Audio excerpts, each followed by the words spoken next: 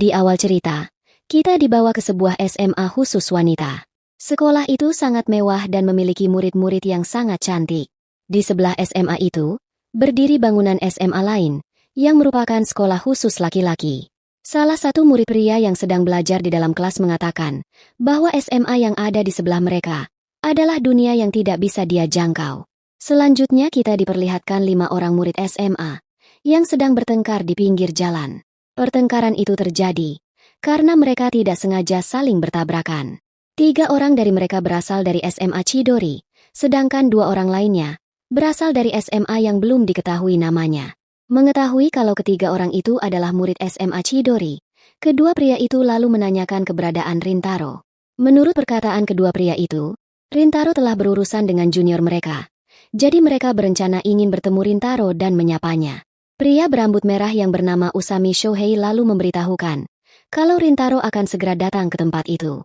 Saat melihat Rintaro yang sudah berdiri di belakang mereka, kedua pria itu malah dibuat ketakutan, dan mereka segera pergi dari tempat itu. Selanjutnya Rintaro lalu meminta ketiga temannya itu untuk tidak merepotkan orang lain. Namun Shohei mengatakan kalau mereka bertigalah yang menjadi korban, dan semua itu adalah kesalahan Rintaro. Karena tidak ingin datang terlambat, mereka berempat kemudian segera pergi menuju ke SMA Chidori. Saat sedang dalam perjalanan ke sekolah, Rintaro menceritakan kalau semalam dia mendengar suara berisik di depan rumahnya. Ternyata suara itu berasal dari sepasang kekasih yang sedang bertengkar. Rintaro merasa kasihan pada pria itu, karena dia ditampar dan ditinggal pergi oleh pacarnya.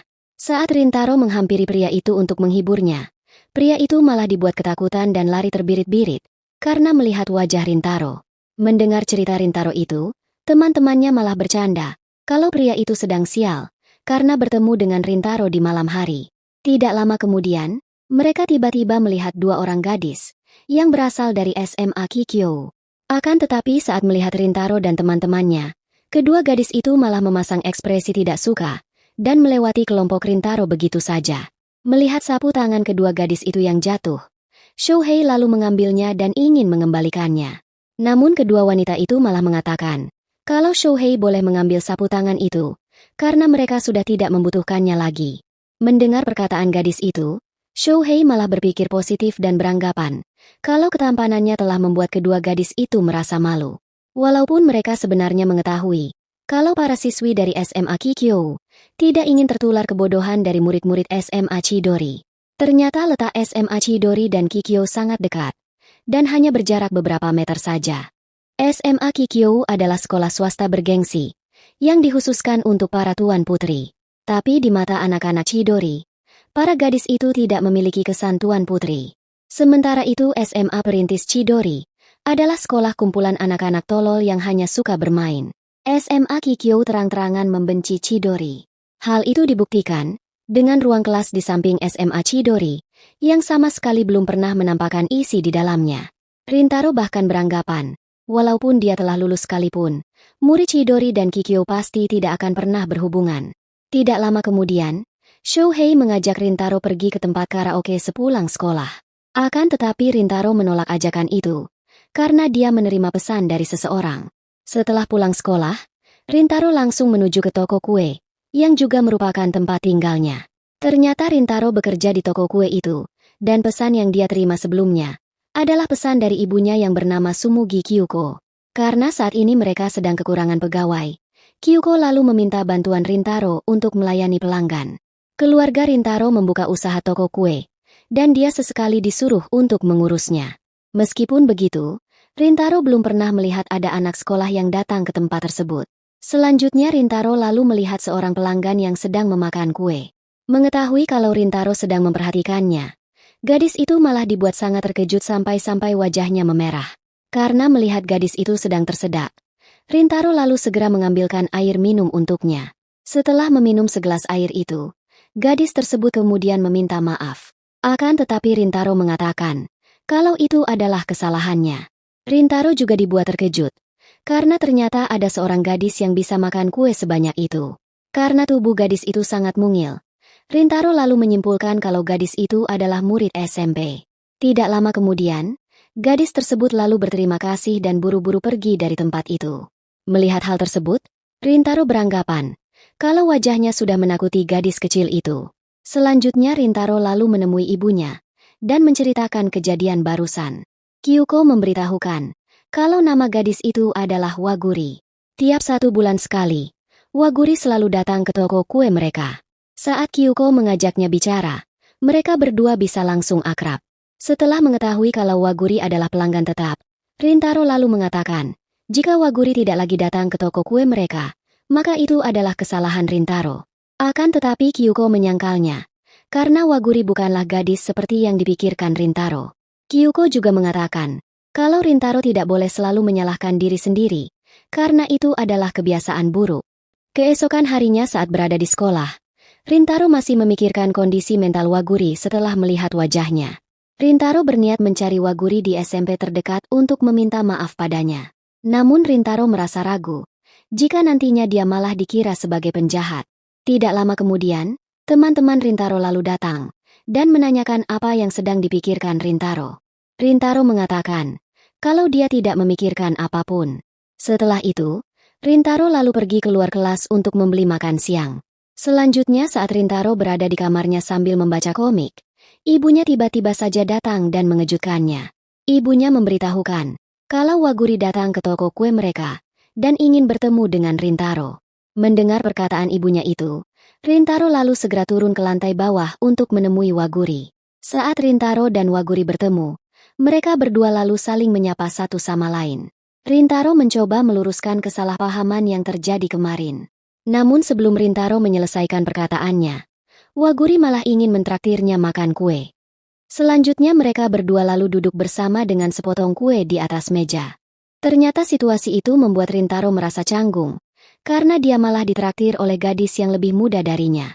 Waguri lalu membuka percakapan dengan meminta maaf, karena kemarin dia sangat terkejut dan pergi begitu saja. Itulah sebabnya Waguri membelikan kue untuk Rintaro, sebagai permintaan maafnya. Saat Waguri meminta Rintaro untuk memakan kue itu, malah dia sendirilah yang terlihat sangat ingin memakannya. Rintaro yang menyadari hal tersebut, dia lalu memberikan kue itu kepada Waguri. Awalnya Waguri menolaknya, karena kue itu dia belikan untuk Rintaro. Namun karena Rintaro tersenyum padanya dan mengatakan kalau kue itu sangat enak, Waguri akhirnya bersedia menyantap kue tersebut. Saat melihat wajah Waguri yang sangat bahagia, Rintaro menyadari kalau gadis itu sangat suka makan. Setelah menghabiskan sepotong kue itu, Waguri lalu mengatakan kalau Rintaro pasti belum pernah melihat orang yang makan sebanyak itu sendirian. Karena kemarin tidak ada pelanggan lain, Waguri malah memakan semua kuenya di toko itu, karena dia sudah tidak sabar menunggu sampai di rumah. Setelah memberitahukan hal itu, Waguri tiba-tiba saja memperkenalkan dirinya dan menanyakan nama Rintaro. Setelah memberitahukan namanya pada Waguri, Rintaro bertanya-tanya di dalam hatinya, mengapa gadis kecil itu ingin mengenalnya. Di saat yang sama, Waguri tanpa sadar mengatakan kalau dia akhirnya berhasil. Mendengar perkataan Waguri itu, Rintaro lalu bertanya apa yang dimaksud Waguri. Waguri yang salah tingkah kemudian menjelaskan kalau dia pernah melihat Rintaro sebelumnya. Mengetahui hal itu, Rintaro lalu bertanya, mengapa kemarin Waguri malah lari saat melihatnya. Waguri lalu mengatakan kalau baru pertama kali ada pria yang melihatnya seperti itu. Itulah sebabnya Waguri sangat terkejut dan membuatnya deg-degan.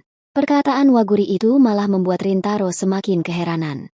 Karena selama ini, orang-orang yang melihat wajah Rintaro selalu merasa takut. Namun gadis di hadapannya itu malah dibuat tersipu saat melihatnya. Selanjutnya karena hari sudah mulai gelap, Rintaro menawarkan diri untuk mengantar Waguri sampai ke stasiun. Namun sebelum itu, Waguri ingin membeli sebungkus kue lagi untuk dibawa pulang.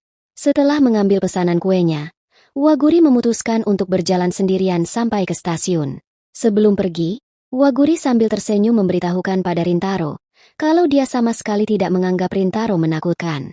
Setelah memberitahukan hal itu, Waguri lalu berpamitan dan segera pergi. Saat Rintaro kembali ke kamarnya, dia masih memikirkan apa yang baru saja terjadi. Selama ini orang-orang selalu menganggapnya menakutkan, walaupun dia tidak melakukan apa-apa. Namun sekarang malah muncul seorang gadis cantik yang tidak takut saat melihatnya, dan bahkan tersenyum padanya. Tidak lama kemudian, ibu Rintaro tiba-tiba membuka pintu kamar dan memberitahukan kalau dia menemukan kue Waguri yang terjatuh tidak jauh dari toko mereka. Berpindah ke tempat Waguri, Ternyata saat ini dia sedang diganggu oleh dua orang pria yang sebelumnya mencari Rintaro. Kedua pria itu melihat Waguri bersama Rintaro di depan toko kue, dan mereka mengira kalau Waguri adalah pacar Rintaro. Mereka mengatakan kalau Waguri sangat berbanding terbalik dengan Rintaro. Rintaro dikenal menakutkan dan nakal. Saat masih SMP, Rintaro juga dikabarkan mempunyai banyak masalah. Oleh karena itu, gadis cantik seperti Waguri tidak seharusnya bersama dengan Rintaro. Ternyata perkataan mereka itu didengar oleh Rintaro, yang sedang bersembunyi di dekat mereka. Walaupun begitu, Rintaro tidak menghampiri mereka, karena kehidupan sekolahnya memang berantakan. Sementara itu, Waguri malah membantah perkataan kedua pria tersebut. Menurut Waguri, semua berita tentang Rintaro itu hanyalah rumor, dan mereka hanya asal berasumsi pada orang lain. Padahal orang-orang itu tidak pernah berbicara dengan Rintaro, dan bahkan belum mengenalnya. Waguri bahkan mengatakan bahwa pemikiran buruk mereka yang tidak berdasar itu sangat menjijikan. Merasa tersinggung dengan perkataan Waguri, kedua pria itu kemudian menyerangnya. Untungnya Rintaro segera datang untuk melindungi Waguri, dan pukulan pria itu malah mengenai kepala Rintaro.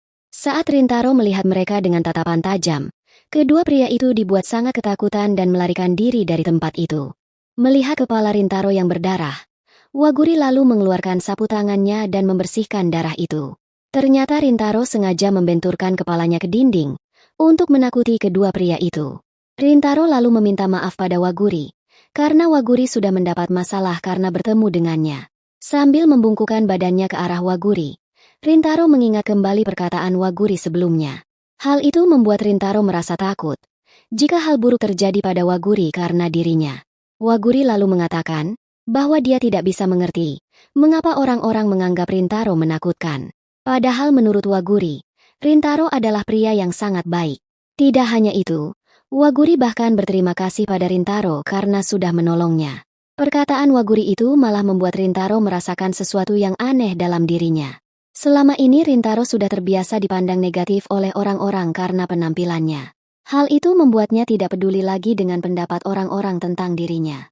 Namun saat menerima perlakuan hangat dari Waguri, hasrat dalam diri Rintaro seakan-akan mau keluar. Selanjutnya Rintaro lalu mengantar Waguri sampai ke stasiun kereta. Setelah saling berpamitan, Rintaro lalu berjalan meninggalkan tempat itu. Namun tidak lama kemudian, Waguri malah kembali memanggil Rintaro dan mengajaknya untuk makan bersama di lain waktu. Mendengar ajakan Waguri itu, Rintaro tanpa pikir panjang langsung menerimanya. Selanjutnya saat Waguri sedang menunggu kereta, dia teringat kembali dengan kejadian sebelumnya, di mana Rintaro datang menyelamatkannya dan bahkan memeluk tubuhnya. Hal itu ternyata sangat membekas di hati Waguri, sampai-sampai membuat wajahnya memerah. Keesokan paginya, Rintaro datang ke sekolah lebih awal. Dia bahkan terlihat masih mengantuk, karena semalam tidak bisa tidur. Saat mengingat kembali kejadian semalam, Rintaro bertanya-tanya, kapan Waguri akan mampir lagi ke toko kue? Tidak lama kemudian, tirai yang menutupi jendela kelas SMA Kikyo tiba-tiba bergerak.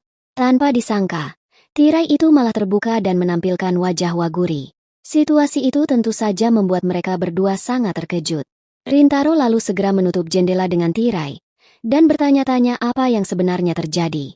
Selama ini Rintaro berpikir kalau Waguri adalah gadis SMP.